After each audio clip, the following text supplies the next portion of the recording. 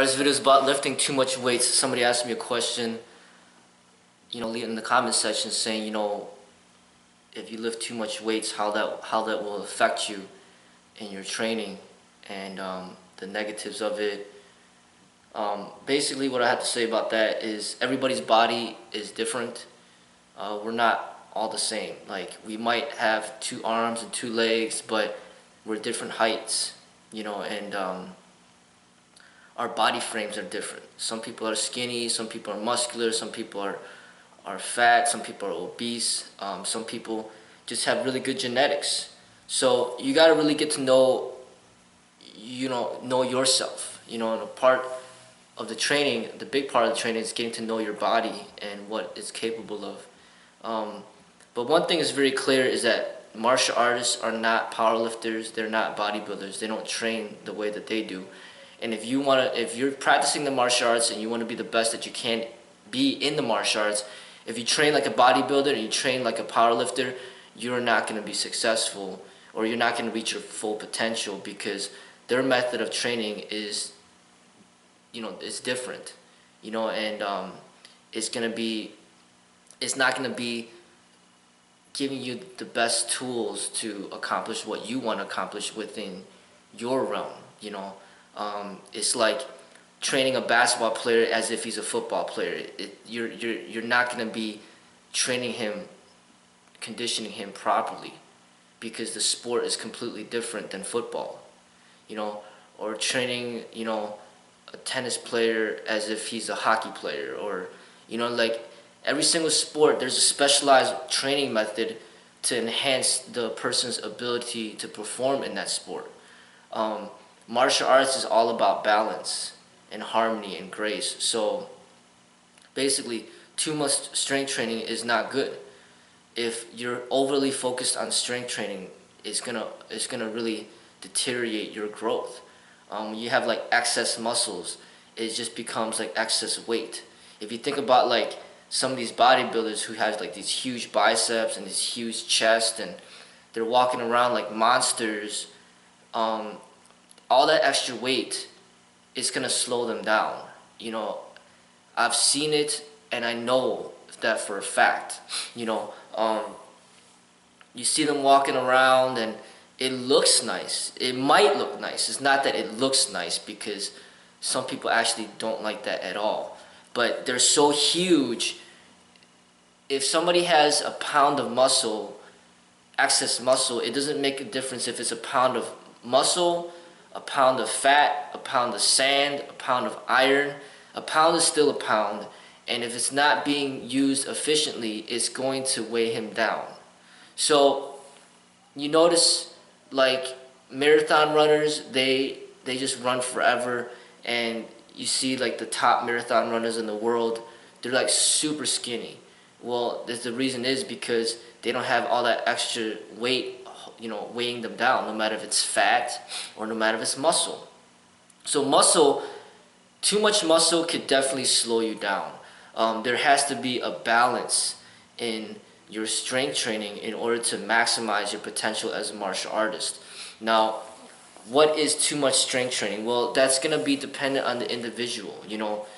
If you have the time to train 6 hours a day or more, then if you strength train for 2 hours, then I say you better stretch for 2 hours, and then you better do combat training for 2 hours. So you're balancing everything out.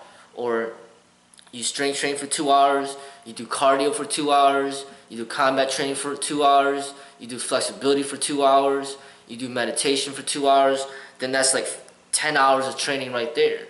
If you got 10 hours a day to do all that, then you could do that. But if you don't have that time, then you have to cut it down.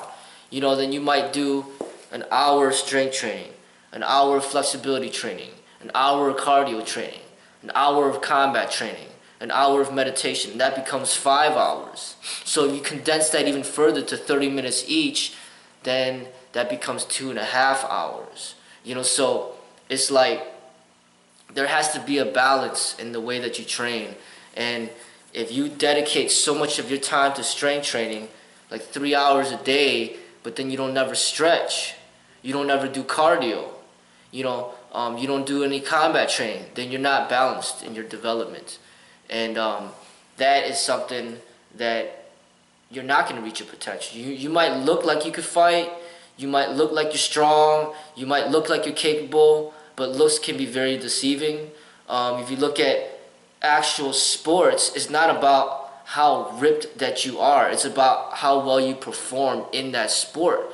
So if you're talking about football players, they're performing in that sport. It's not about, hey, let's have all these football players take off their shirts and let's see who's the most ripped. Okay, now that's the person, that's the real athlete, that's the best person in the NFL. No, it's not like that at all. They're all in uniforms. Doesn't matter how ripped they look. It's about their performance on the field. Same thing with basketball players. It's like about how they perform on the court. It's not about, let's have them all take their shirts off and let's see how big their calves are and how big their biceps are and how defined their abs are. That has nothing to do with their performance on the court. Okay, so, and it's the same thing with the martial arts. Like, it's clear that somebody that is like obese cannot be at his potential. He might be able to fight. He might be capable and skillful in certain things within the martial arts, but he's not at his potential. Okay, even if he won 50 fights in a row, he's still not at his potential, because athletically speaking, no matter what sport you participate in, you need to be at your optimum level of fitness in order to be the best at your sport. You're never going to see an obese person win a marathon in the Olympics. Okay, you're never going to see that, because that sport, or that sport right there demands a certain level of athleticism. To me, martial arts is not like a marathon. It's more likened to like a 100-meter dash. And you look at these people's body frames, they're like extremely fit. There's no way that somebody that's obese is going to win the 100-meter dash and beat Usain Bolt. It's impossible. You just can't do it. You need to be at your optimum level of fitness in order to perform at that level. So to me, martial arts, the athleticism of it is more likened to the 100-meter dash, is more likened to like the way gymnasts, their bodies are. Gymnasts are not just strong, but they're also very flexible. They have to be flexible to be able to be proficient in their sport. Now, gymnasts are not martial artists, but their level of fitness is probably the closest in relation to the martial arts, because of the balance in their training, because of the fitness and the strength, the combination of both. And even they also demand a certain level of endurance because of the routines that they do. But in martial arts, when you're talking about street survival training, it's not about endurance. It's about ending the confrontation as soon as possible. So even if you're dealing with firearms, the gunfight is gonna end in a matter of seconds. There's no way that it's gonna last too long. Gunfights are really short, and that's how real fights are. Even without guns, you need to end the confrontation as soon as possible. It's not like a boxing match where you're drawing it out for like 12 rounds to entertain the people, and you're wearing big gloves and mouth guards so you can last longer in the ring. Fact of the matter is, one well-timed punch could end the fight in a real fight. But in boxing, you're going to have to hit this person like over 300, 400, 500 times. And then the judges do the scorecards to see who, was more proficient. That is not real fighting, So their way of training is going to be very different than the way a martial artist trains. Boxers train to last. They're not training for just to end the fight as soon as possible. So their training is going to be different. They're going to be very endurance focused. A lot of jump roping, a lot of sit-ups, a lot of sparring, just constantly moving, okay, and lasting. But real martial artists train differently than boxers. Their training is just overall, the whole body needs to be developed. Everything. Not just the hands, not just the upper body, but the lower body too. So everything needs to be developed. Boxers are not going to be too concerned about their legs development. They're all upper body because they're punching all the time. They're not too concerned about strong legs and having a strong foundation and being able to kick and things like that. So even the boxers are not going to be training like the way martial artists train. And that's why people have a hard time finding out the proper training method for martial artists, because really there's no professional field for martial artists where you got a bunch of scientists coming together to analyze the best training method for martial artists. I mean, you got the Tour de France for the people, the scientists that study bicycling for the Tour de France. You got boxing, which is making billions of dollars. You got professionals and scientists studying the best training methods for boxers. You got football that's bringing in like millions of dollars. So they got scientists coming together to like decide the best training method for football players, basketball, baseball, so on and so forth. But in here, there's no martial arts training method, because martial arts is not a sport. It's not there, for you to compete, to generate profit, and to entertain the people. It's not WrestleMania. It's not cage fighting. It's not boxing. It's not wrestling. This is like, you're an artist, but then yet you're directing your training towards survival on the streets, like during life-threatening situations. So like their training method is going to be very different. It might be like saying, what's the best training method for police officers to survive on the streets? Their training method is going to be very different. Okay. But police officers are in different situations, and they have their weapons with them at all times, and they got a lot of different weapons with them. They got bulletproof vests, and they got their uniform that's kind of like slowing them down. They might have boots on. They got a lot of restrictions in their movements. They're not going to be able to move as freely. Their duties are different than the average citizen. They're going to be conducting traffic stops, and they're sitting in the car a lot, driving around a lot, and people are targeting them and approaching them from different directions, and their focus is all revolved. Their whole entire defense mechanism is revolved around the firearms. Their survival methods are going to be different than a martial artist. So the martial artist has to be balanced in all his development. He should be able to kick and punch fast. He should be able to have endurance. He should be able to have strength. He should be able to have speed. He should be meditative. He just got to be the whole package. He's got to be everything. So as far as like too much strength training is concerned, yeah, you overly focus on too much strength training, you're not really training you're not training as a martial artist anymore. You're training probably as a bodybuilder or a powerlifter. And they're different.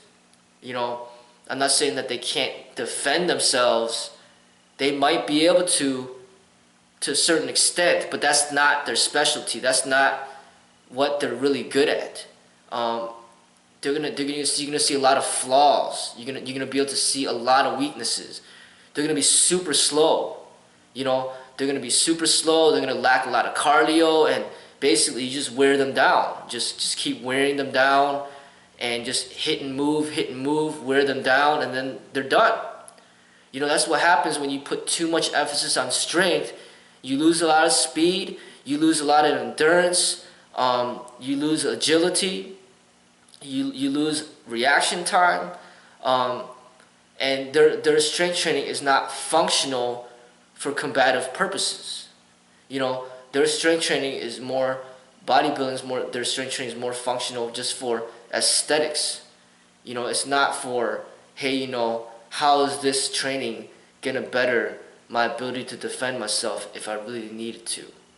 And that's, it's something different. So that's what I gotta say about it. It's all about balance. It's not that you should never ignore the strength training. Strength training is extremely important, but don't overemphasize it either. And if you overemphasize another category like flexibility training, you become like a yogi, and you're all flexible, but where's the strength? Where's the strength? Where's the speed? Then you got other people that overemphasize the combat training, like some of these people that do boxing or combat sport. All they do is spar. That's all they do. Where's your strength? You know, where's your flexibility? You know, where's your strength and where's your flexibility? You're gonna be limited. They got good reaction. You know, they know how to spar because that's all they do. But they got no strength. They got no flexibility. You know, and they're limited. And you could see that. You know, you got strength. You know, then you could hit them. You got power. You could take them out. You get a hold of them, they're done. You know, so it's like a balance of everything. You have to have everything developed. You know, speed, flexibility, strength, combat ability, and there's a lot to work on. You know, but the thing is, another thing is martial artists, there's no profession for them, so there's no like, it's not like they're gonna make millions of dollars. So they lack the motivation to strive to reach elite levels. So that's why you don't really see that many real martial artists out there, because there's really like, there's no money involved in that. There's no profession. You know, there just isn't. There's not even any opportunities in Hollywood. And combat sport is not martial arts.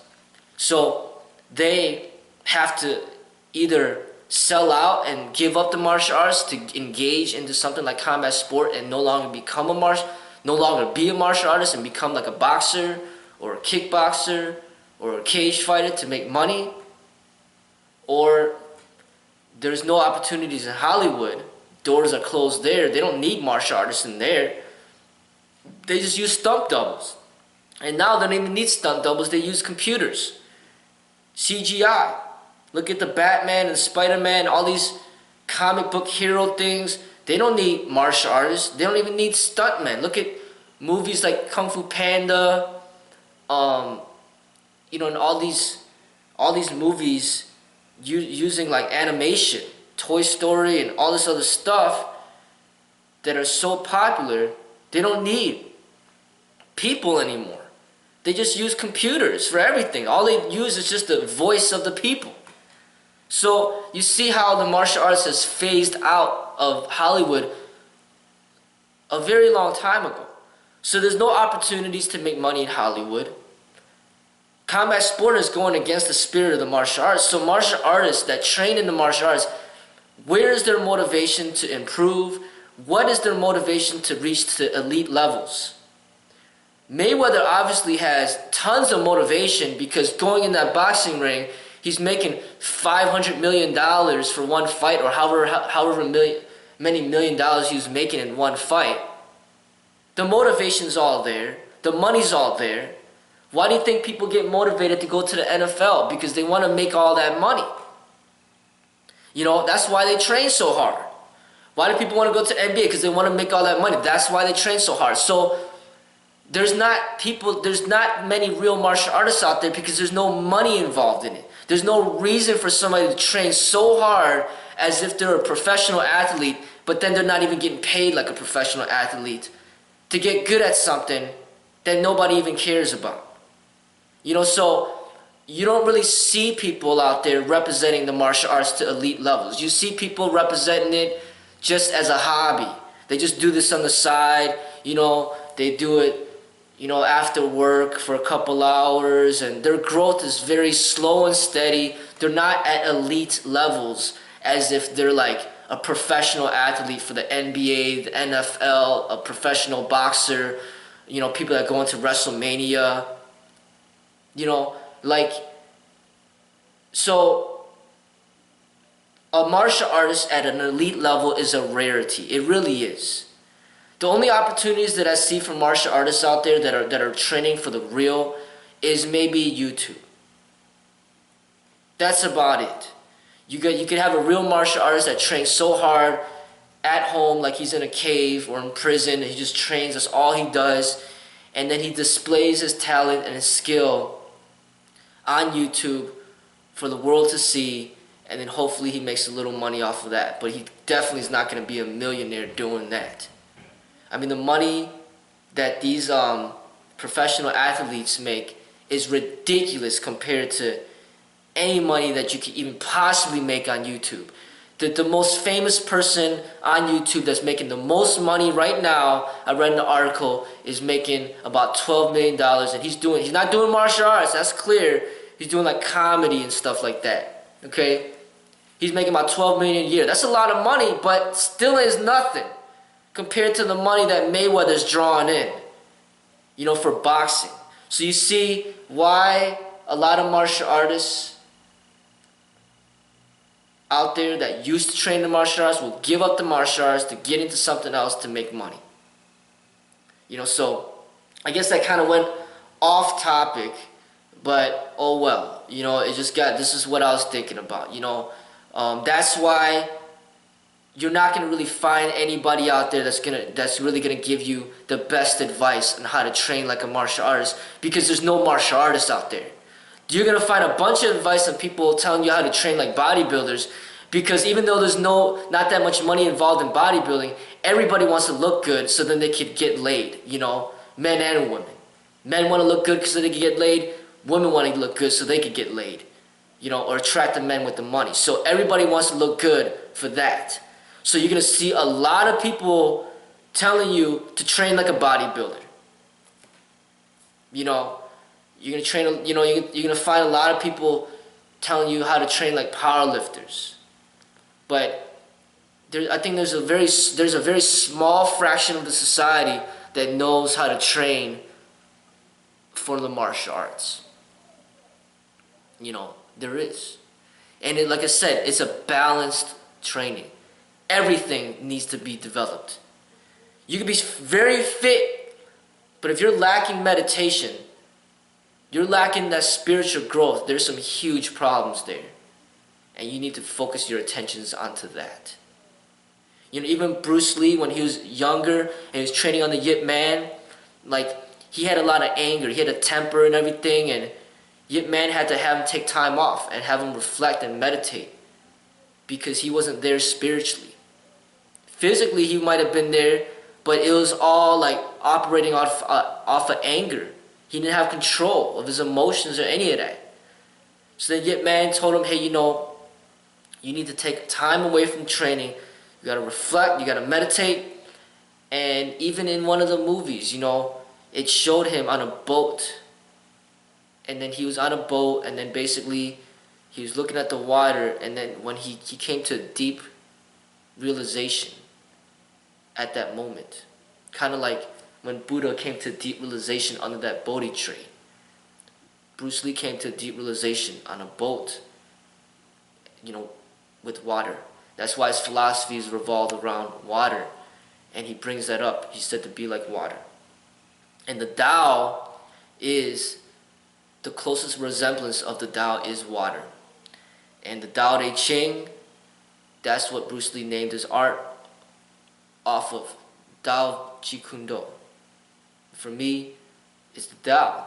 Tao of Freddy's Modern Kung Fu. So, like, it's not just all about the fitness. It's not just all about strength. It's not just all about speed. It's not just all about flexibility. It's not just about meditation. It's not just about the combat. It's about everything. You gotta develop everything. I've trained people in here, they do great when we train, but their outside lives are not so great, and they need to develop that. Okay? There's a lot of people that contact me, oh, you know, I'll be your loyal student, I'll do this, I'll do that, I'll be training all the time, and blah, blah, blah, blah, but then they don't got any money to pay for the training. And it's like, obviously, well, you need to develop yourself in that area if you want to progress in this area. Like, everything needs to be developed. Not just in the martial arts school, not just speed, flexibility, strength. No, everything. You know, your spiritual growth, your ability to make money out there, to manage your money, to develop relationships and with other people, loving relationships, you know, family, friends, love, spirit, compassion, just everything. Intelligence. Like a true Kung Fu person, is developed in all areas of life. Every single facet of life he's developed in. That's a true Kung Fu person. So, guess I'm gonna have to change the topic of this video to be focused on that. Focus on balance. Developing balance as a martial artist. I guess I'm gonna name this video that. Developing balance as a martial artist. That's the key. So, that's it.